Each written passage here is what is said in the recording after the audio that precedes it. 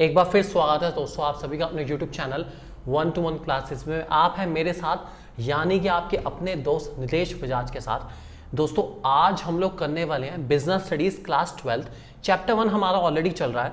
2 videos हमारी already बहुत important topic पर केस स्टडी से रिलेटेड आ चुकी है, टॉपिक भी कवर कर आ चुका है, 3rd वीडियो भी आ चुकी है। ये है हमारी 4th वीडियो और आज के इस वीडियो में मैं आपको कराने वाला हूं इंपॉर्टेंस ऑफ मैनेजमेंट, जो कि डायरेक्ट क्वेश्चन के लिए बहुत अच्छा सवाल है। और इसके अलावा हम लोग नेचर ऑफ मैनेजमेंट भी जानेंगे, जिसमें मैं बात करूंगा साइंस की, आर्ट की और प्रोफेशन की, कि मैनेजमेंट साइंस है या नहीं है, मैनेजमेंट आर्ट है या नहीं है, और मैनेजमेंट प्रोफेशन है या नहीं है। इन सारे टॉपिक को दोस्तों कवर करके चलेंगे हम लोग इसी वीडियो में, तो बने रहिए हमारे साथ और आगे बढ़िए हमारे साथ। दोस्तों सबसे पहले दोस्तों बात करते हैं इंपॉर्टेंस ऑफ मैनेजमेंट के बारे में, कि मैनेजमेंट क्यों जरूरी है, मैनेजमेंट हमें क्या ऐसा दे रहा है कि मैं मैनेजमेंट कर रहा हूं।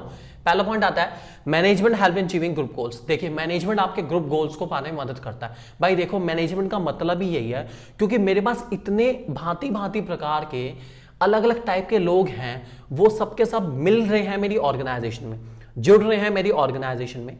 अगर मैं उनके मन में से मन मुटाव ना मिटा पाया, उनके मन में जो आपस में एक दूसरे के लिए भेदभाव हो सकते हैं, अलग अलग रिलीजन के लोग हो सकते हैं, अलग अलग कास्ट के लोग हो सकते हैं, किसी भी प्रकार की जो इनइक्वालिटी उनके माइंड में, अगर मैं उसको एलिमिनेट ना कर पाया तो मेरी ऑर्गेनाइजेशन गोल्स कभी पूरे होने वाले नहीं है। तो मेरी जिम्मेदारी बनती है कि मैनेजमेंट करते वक्त मैं इन्हें अलग अलग लोगों को इकट्ठा करूं और इनको एक टीम में बांधूं।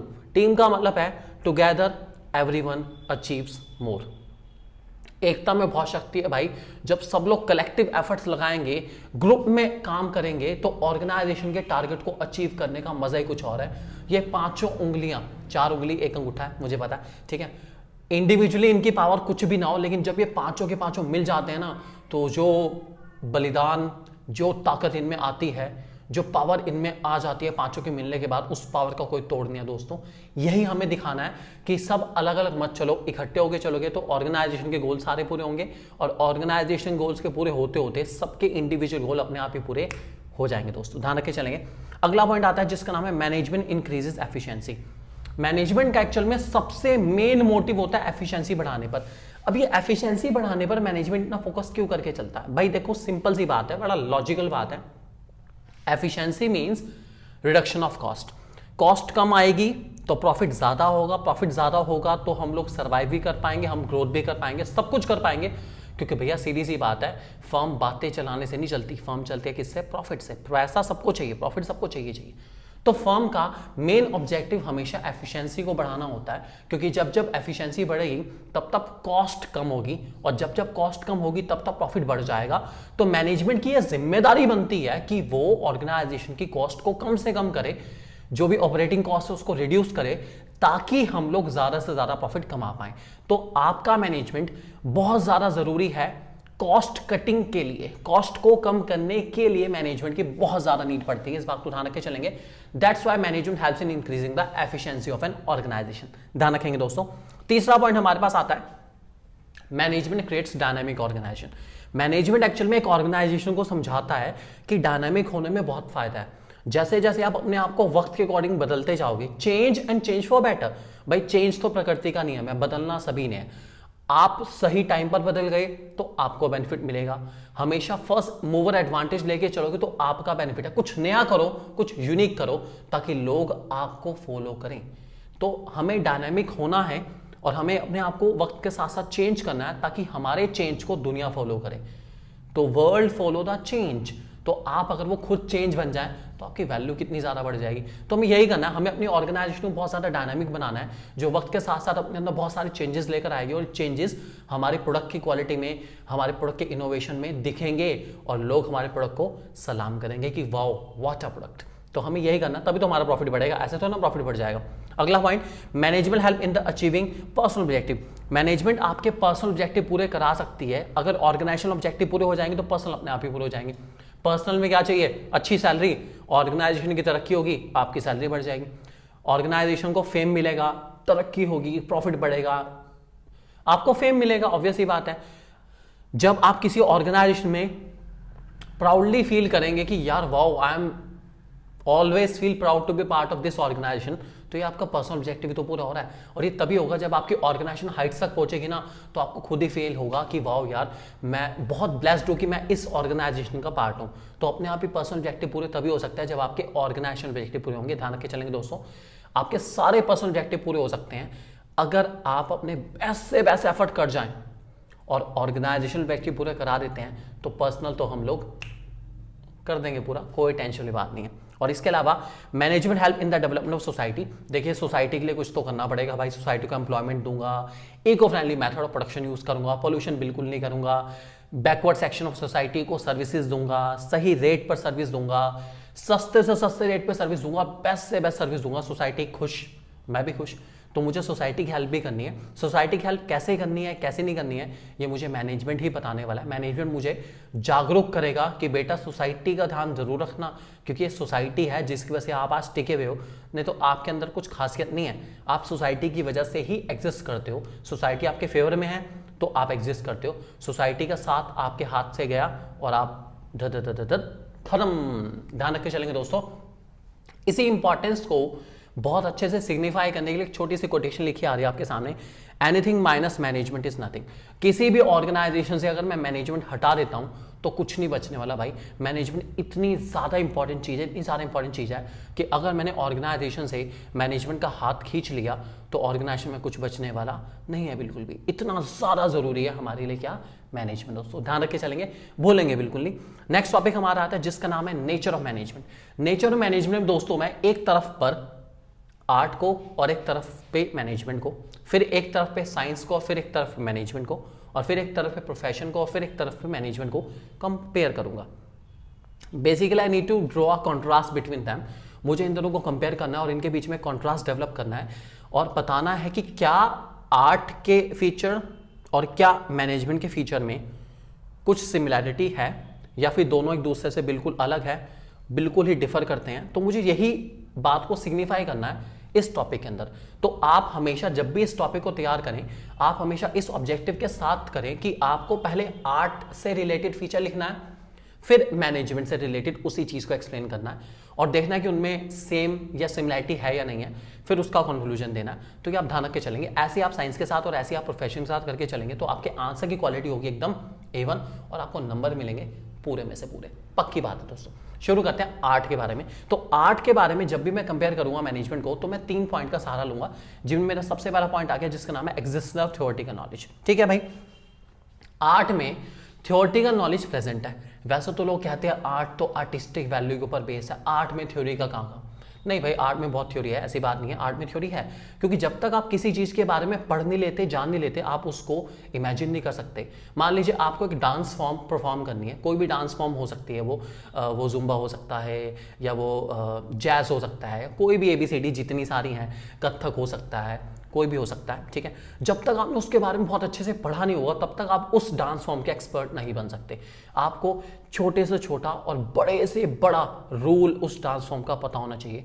सिंपल भाषा में को तो आपको ABCD उस डांस फॉर्म की पता होनी चाहिए। ABCD नहीं भाई, A to Z पता होना चाहिए, बहुत जरूरी है, नहीं तो आप एक अच्छे आर्टिस्ट नहीं बन सकते उस डांस फॉर्म में। ठीक है, अब कहने को एक्टिंग करना एक हर इंसान के अंदर इनबिल्ट क्वालिटी होती है, किसी में होती है किसी में नहीं होती।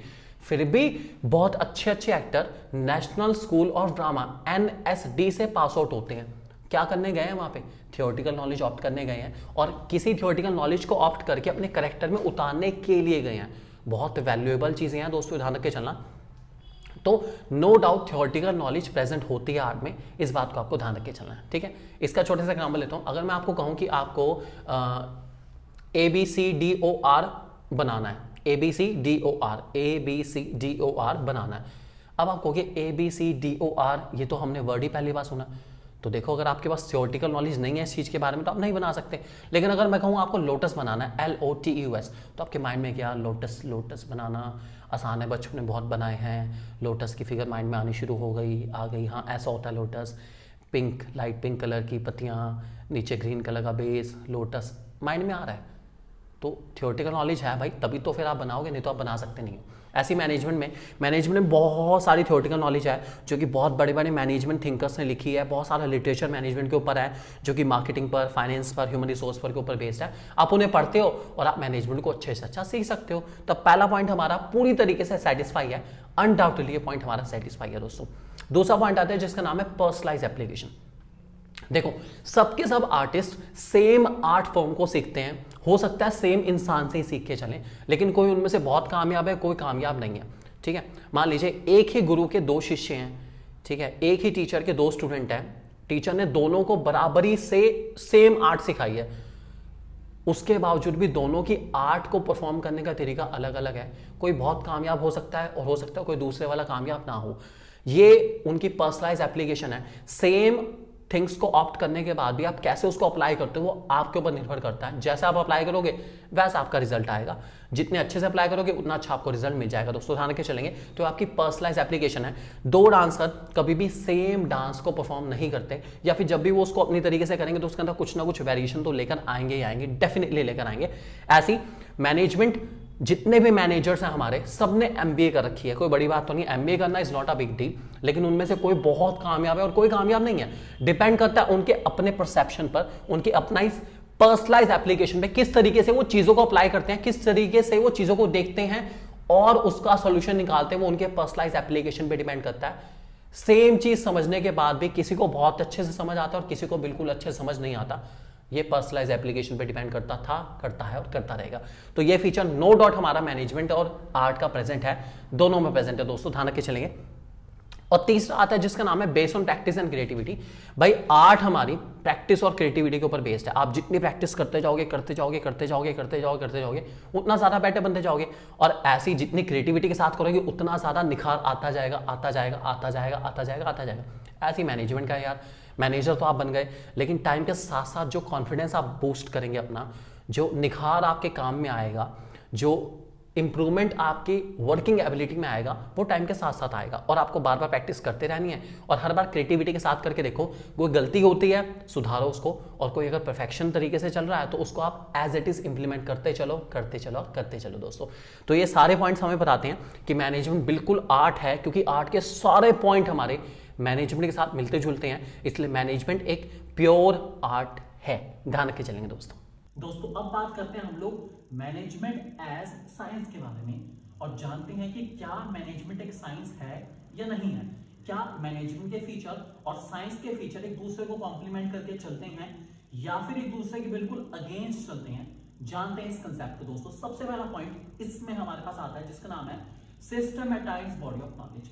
नो डाउट साइंस में बड़ा सिस्टमेटाइज्ड बॉडी ऑफ नॉलेज है। हर चीज जो नॉलेज आपको दी जाती है साइंस में, जो इंफॉर्मेशन आपको दी जाती है, बड़े सिस्टमैटिक तरीके से बनी हुई है, बड़े सिस्टमैटिक तरीके से कवर करी गई है।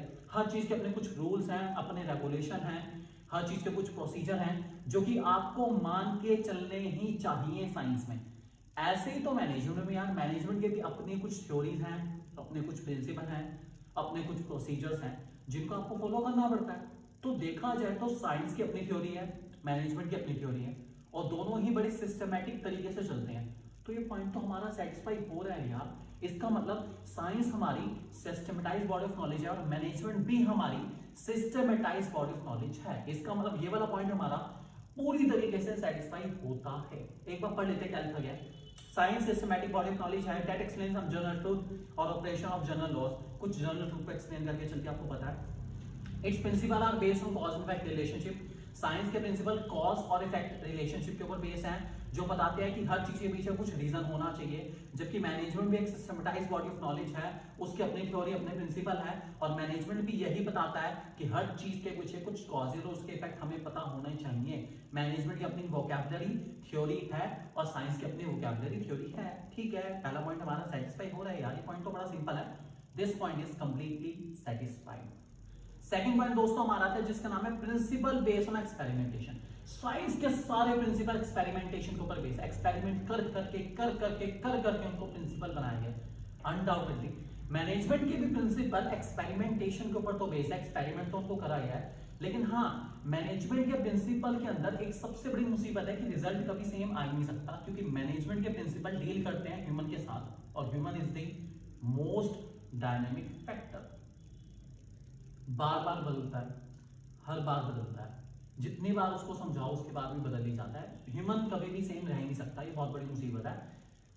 साइंस चीजों से डील करती है, इसलिए रिजल्ट आने के चांसेस सेम रहते हैं।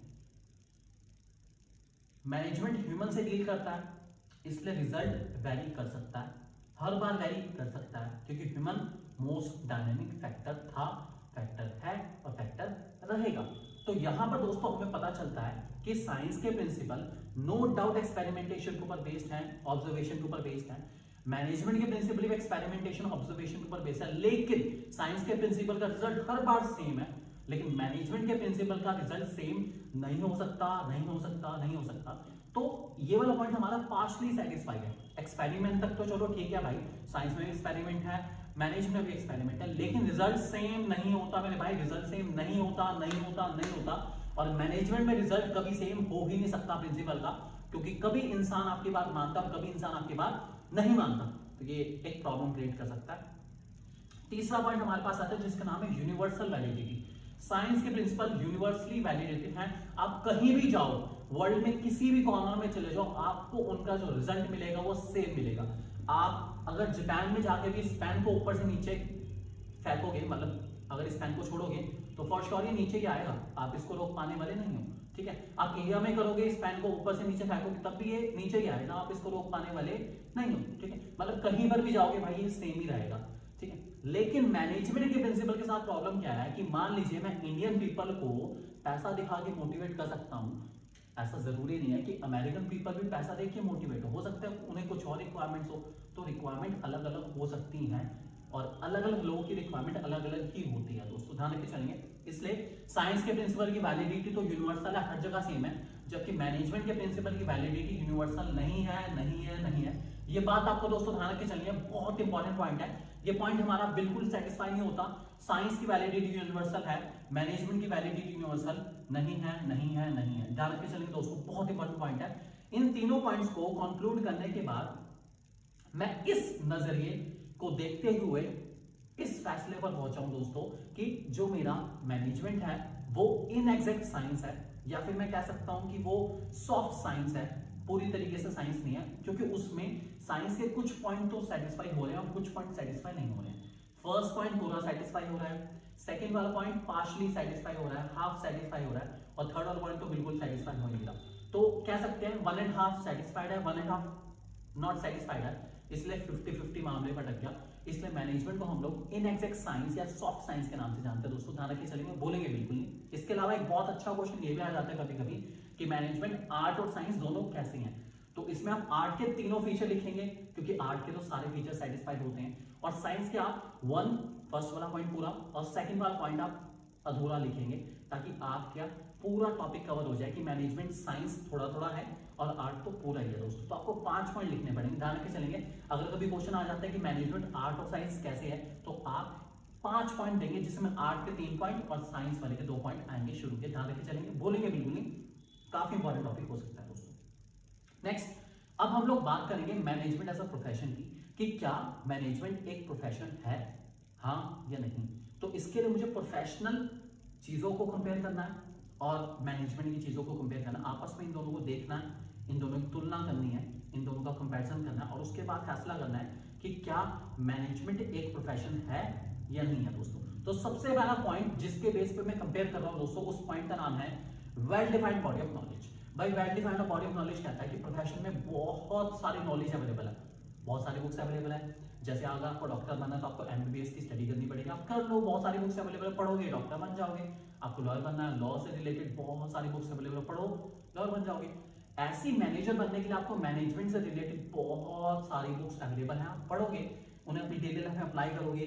आप चाहे बुक से उनको अप्लाई करो या आप उनको प्रैक्टिकल लाइफ में डेली बेसिस को देखते देखते अप्लाई करो, आपकी मर्जी है। लेकिन हाँ, नॉलेज बहुत है, बहुत सारा मटेरियल अवेलेबल है, उनको पढ़ो और अपने दिमाग में सेट करो और आप एक सक्सेसफुल मैनेजर बन सकते हो। तो पहला पॉइंट कहता है कि हर प्रोफेशनल बॉडी के लिए बहुत सारा मटेरियल अवेलेबल है। ऐसी एक मैनेजरियल बॉडी के लिए, मतलब मैनेजर के लिए भी बहुत सारा प्रोफेशनल मटेरियल अवेलेबल है। मैनेजर अगर चाहे उस मटेरियल को पढ़ सकता है और एक प्रोफेशन अपने जो भी मटेरियल है, जैसे डॉक्टर एमबीबीएस से रिलेटेड पढ़ सकता है, हमारा मैनेजर मैनेजमेंट से रिलेटेड बहुत सारा मटेरियल अवेलेबल उसको पढ़ सकता है और एक सक्सेसफुल मैनेजर बन सकता है। तो पहला पॉइंट तो भाई बिल्कुल सेटिस्फाई, पहले पॉइंट में मुझे लग रहा है कि बिल्कुल सेटिस्फैक्शन है, क्योंकि दम है, पहले पॉइंट में दम है, दम है, दम है दोस्तों। दूसरा पॉइंट मेरे पास आता है जिसका नाम है रेस्ट्रिक्टेड एंट्री। रेस्ट्रिक्टेड एंट्री कहता है कि आप किसी भी प्रोफेशन में अपनी मर्जी से नहीं घुस सकते, अनटिल अनलेस आप एक कोड को क्लियर ना करें, एक पेपर को क्लियर ना करें, या जितनी डिग्री ऑप्ट करनी है उस डिग्री को अपना कर पाए, उससे पहले आप उस प्रोफेशन में एंटर नहीं कर सकते। एग्जाम्पल, आपको डॉक्टर बनना है और ऐसे ही मन में आया कि क्लास 12 चल रही है, क्लास 12 के बाद कभी कभी मन लगता है डॉक्टर बन जाओ, तो आप ऐसे ही डॉक्टर बन जाओगे? नहीं बन सकते यार, ऑब्वियसली बात है। पहले आपको क्या करना पड़ेगा? एमबीबीएस करनी पड़ेगी। आप ऐसे डॉक्टर नहीं बन सकते बिल्कुल भी, ऐसे आप सीए नहीं बन सकते, बिना पढ़े लॉ नहीं बन सकते, आप नहीं कर सकते बिल्कुल भी। तो आपको एक प्रोफेशन में एंटर होने के लिए कुछ प्रिस्क्राइब डिग्री को पहले हासिल करना पड़ेगा, तभी आप बन पाएंगे, नहीं तो आप बन नहीं सकते। जबकि मैनेजर का कुछ ऐसा नहीं है, मैनेजर के लिए कोई क्वालिफिकेशन प्रिस्क्राइब नहीं करी गई है। ठीक है, एमबीए है, लेकिन सबके सब मैनेजर एमबीए करे हुए ही हों ऐसा जरूरी नहीं है। बहुत सारी बहुत पुरानी ऑर्गेनाइजेशन में जो लोग मैनेजर का काम कर रहे हैं वो अपने एक्सपीरियंस के बेसिस पर मैनेजर का काम कर रहे हैं, जबकि उनकी क्वालिफिकेशन ऐसी नहीं है। वो काम को करते करते काम को सीख गए सारा का सारा। क्या मैनेजर को काम करना पड़ता है? उनको प्लानिंग आता है, उनको ऑर्गेनाइजिंग आता है, उनको स्टाफिंग आता है, उनको डायरेक्टिंग आता है, उनको कंट्रोलिंग आता है, उन्हें सब कुछ आता है, लेकिन वो पढ़े लिखे नहीं है। तो मैनेजर बनने के लिए कोई ऐसा क्वालिफिकेशन कंपलसरी नहीं है। हाँ, आने वाले टाइम में एमबीए कंपलसरी हो जाए वो बात अलग है, लेकिन फिलहाल तक तो ऐसा कोई कंपलसरी नहीं है। कोई भी इंसान मैनेजर बन सकता है अपनी नॉलेज के बेस पर और अपने एक्सपीरियंस के बेसिस पर। ध्यान रखिए चलेंगे दोस्तों। तो रेस्ट्रिक्टेड एंट्री वाला पॉइंट हमारा प्रोफेशन के साथ सेटिस्फाइड नहीं होता कि प्रोफेशन में रेस्ट्रिक्टेड एंट्री है लेकिन मैनेजमेंट के अंदर रेस्ट्रिक्टेड एंट्री नहीं है दोस्तों। ध्यान रखिए चलेंगे। थर्ड पॉइंट आता है प्रोफेशनल एसोसिएशन। देखिए, जितने भी प्रोफेशनल होते हैं वो एक एसोसिएशन को हमेशा फॉलो करके चलते हैं। जैसे एग्जांपल, डॉक्टर्स के लिए मेडिकल काउंसिल बनी हुई है, लॉयर्स के लिए बार काउंसिल बनी हुई है, चार्टर्ड अकाउंटेंट्स के लिए chartered accountant institute of India बना हुआ है। ठीक है, ऐसी मैनेजमेंट के लिए भी एसोसिएशन बनाई गई है जिसका नाम है ऑल इंडिया मैनेजमेंट एसोसिएशन। लेकिन सरकार ने हर मैनेजर को उस एसोसिएशन को फॉलो करना या उस एसोसिएशन से रजिस्टर्ड होना कंपलसरी नहीं करा। और जब हमारे चीज कोई भी हमारे यहाँ रूल्स रेगुलेशन में या कोई भी चीज हमारे यहाँ जब कंपलसरी नहीं होती है तो वो नहीं होती है, सीधी सी बात है। जब तक सरकार हेलमेट पहनना कंपलसरी नहीं करेगी लोग नहीं पहनेंगे। ठीक है, अगर आपके ऊपर छोड़ दिया जाएगी आपकी मर्जी है, पहनना पहन लो, नहीं पहनना ना पहनो, तो आप ऑब्वियस सी बात है नहीं पहनने वाले हो। जब तक सरकार रेस्ट्रिक्शन नहीं करेगी, पेनल्टी इंपोज नहीं करेगी, कोई करने वाला नहीं है दोस्तों। ध्यान रखिए चलेंगे। तो जितने प्रोफेशनल हैं वो तो सारे प्रोफेशनल एसोसिएशन से रजिस्टर्ड होते ही होते हैं, लेकिन मैनेजर को अपनी प्रोफेशनल एसोसिएशन जिसका नाम है ऑल इंडिया मैनेजमेंट एसोसिएशन उसको फॉलो करना कंपलसरी नहीं है, इसलिए वो फॉलो ही नहीं करता बिल्कुल भी। ध्यान रखिए चलेंगे दोस्तों। तो ये वाला पॉइंट भी हमारा सेटिस्फाइड नहीं होता है। उससे अगला पॉइंट है दोस्तों हमारे पास एथिकल कोड ऑफ कंडक्ट। इसमें हमारे आते हैं रूल्स एंड रेगुलेशन।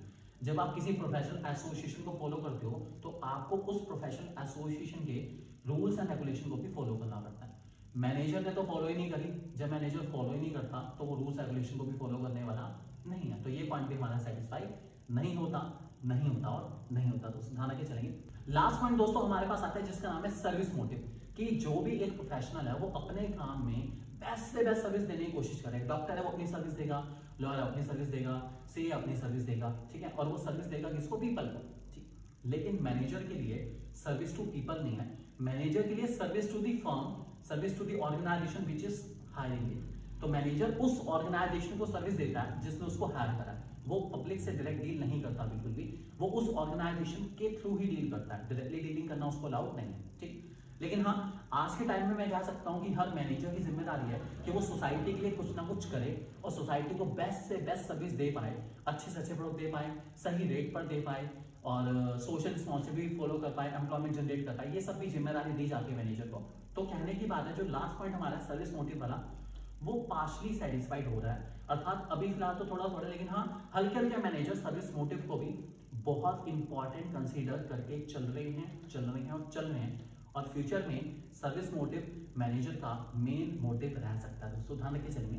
तो इन सारे पॉइंट्स को देखते हुए हम कह सकते हैं कि प्रोफेशन में हमारा फर्स्ट पॉइंट तो पूरी तरीके से सेटिस्फाई है, सेकंड वाला सेटिस्फाई नहीं हुआ, थर्ड वाला सेटिस्फाई नहीं हुआ, फोर्थ वाला सेटिस्फाई नहीं हुआ और फिफ्थ वाला हमारा पार्शली सेटिस्फाई हुआ।